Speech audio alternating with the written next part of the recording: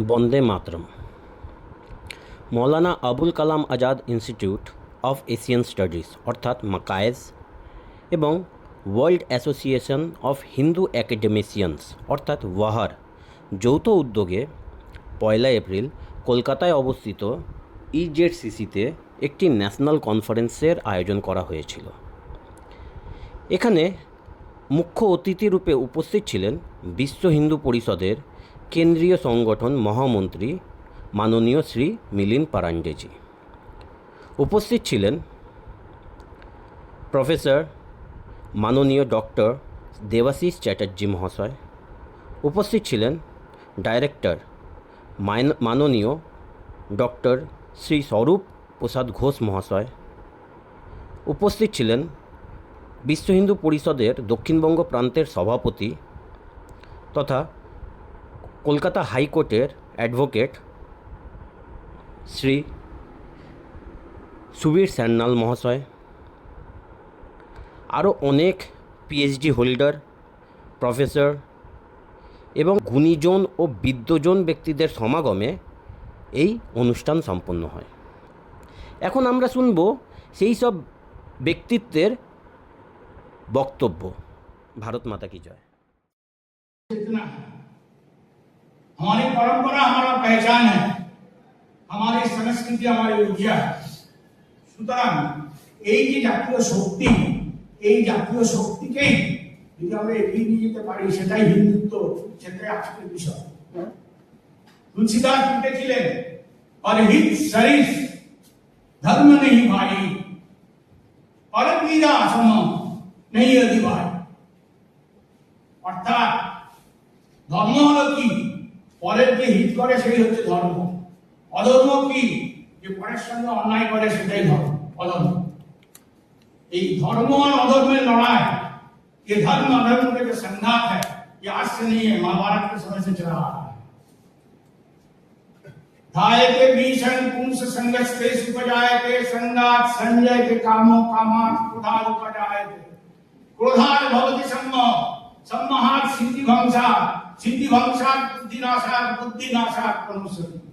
ये हमने नहीं बताया, ये जयप्रकाश जी ने प्रगति मैदान में इंदिरा गांधी को बताया। उसका बाद वाला इतिहास सबको मालूम है। সুতরাং এই যে ভিত্তিপ্রস্তর হিন্দুত্ব, এই যে ধর্ম और अधर्म में लड़ाई, समाज को अगर आगे बढ़ाना है, समाज को अगर मजबूत करना है, समाज का अगर हम विकास चाहते हैं तो अधर्म का विनाश करना पड़ेगा और जो धर्म है उसको विजय होना। अधर्म और विनाश एवं धर्मेर विकास, इसको हम ये भी कह सकते हैं अशुभ शक्ति विनाश और शुभ शक्ति विकास। हिंदुत्व को आगे बढ़ाना है तो इतिहास को भूल से लिखना है। हमारे जो 5000 বছরের ইতিহাস, সেই ইতিহাসে আমরা পড়ি না। আমাদের যেটা পড়ানো হয় সেটা হচ্ছে 500 বছরের ইতিহাস, যার অধিকাংশ হচ্ছে অসত্য, বিকৃত এবং বিতর্কিত।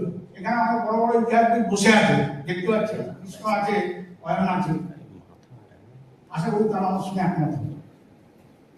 আমি কয়েকটা উল্লেখযোগ্য বিন্দু শুধু বলব। প্রথমে যেটা, সেটা হচ্ছে যে আমাদের পড়ানো হয় যে আমাদের সভ্যতা অনেকদিন আগে ধ্বংস করেছে। তারা করলো এরিয়ান ইনভেশন থিওরি, অর্থাৎ আর্যরা বাইরে থেকে এসে করেছে। দ্বিতীয় হচ্ছে যে ভারতবর্ষে কোনদিন রাষ্ট্র ছিল না, নেশন স্টেট ছিল। তৃতীয়, মুঘলের স্বর্ণযুগ, বিশেষ করে বাদশাহ আকবর নাকি ভীষণ হিন্দু প্রীতি ছিল। তো এই বাদশাহ আকবরের যে হিন্দু প্রীতি, সেই হিন্দু প্রীতির একটা নমুনা আমি দিতে চাই। সেটা হলো যে 1168 খ্রিস্টাব্দে চিত্তরদুর্গকে 3 মাসের জন্য অবরুদ্ধ করে রাখা হয়েছিল। সেখানে রানা প্রতাপের পিতা উদয় সিং দ্বিতীয়কে নিহত হন। 30,000 রাজপুতকে একদিনে মারা হয় এবং 20,000 রাজপুত রমণীকে অপহরণ করা হয়।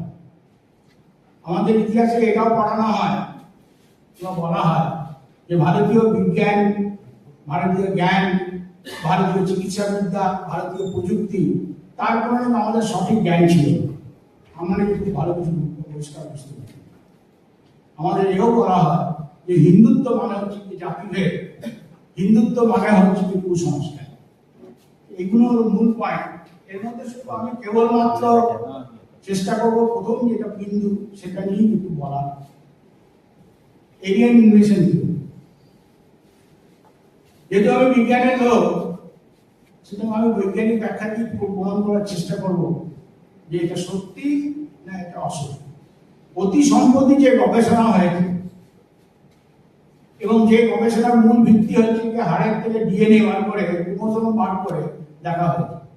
ডিএনএ ফিঙ্গারপ্রিন্ট আর ক্রোমোজোমাল হ্যাপ্লো অ্যানালিসিস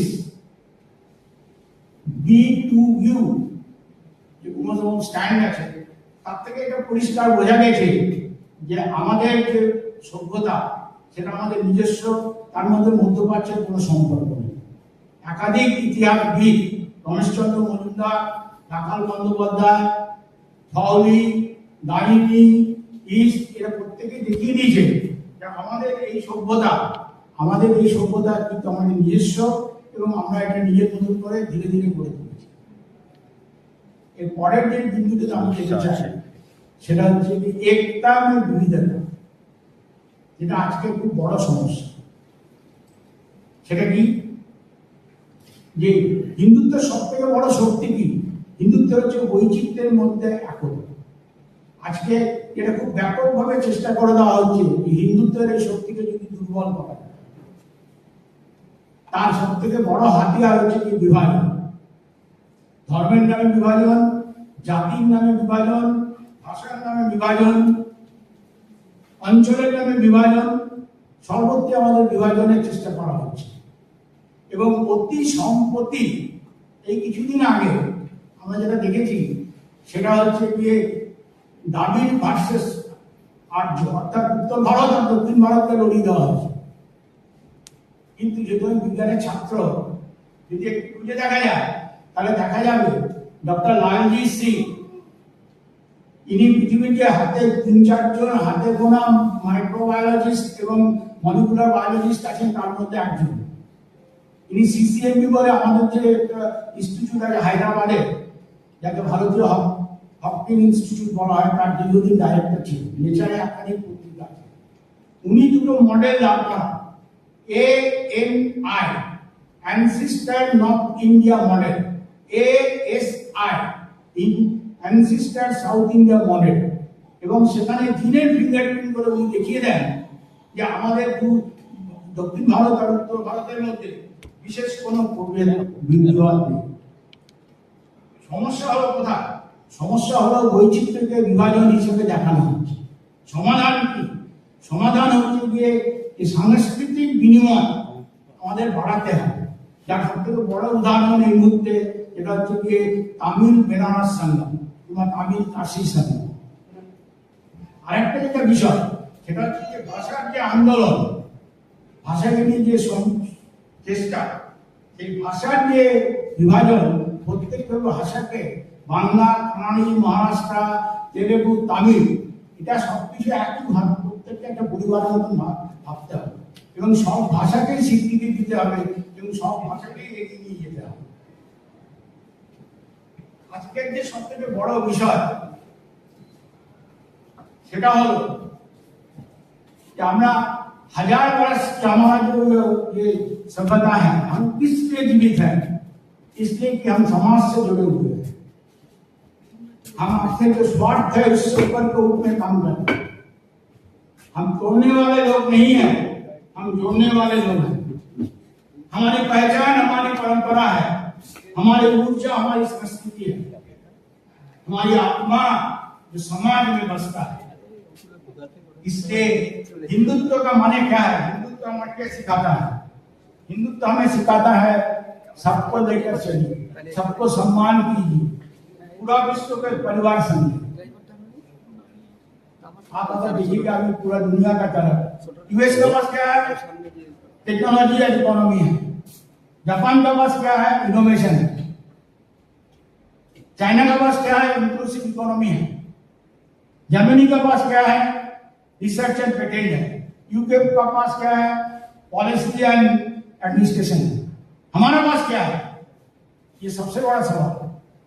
और हमारा पास जो है वो दुनिया में किसी का पास नहीं है। वसुधैव कुटुंबकम जो G20 में हम घोषित किए थे, one art one family one future, सारा दुनिया हमारा एक परिवार है। यही हिंदुत्व है, यही हिंदुत्व का विचारधारा है, इसी को आगे बढ़ाना। यहाँ पर हम बहुत सारे अध्यक्ष हैं, इसलिए एनओपी है, नेशनल एजुकेशन पॉलिसी 2020, उसका बारे में हम कुछ कहना है। उससे भी हिंदुत्व बहुत तरह से जुड़ा हुआ है।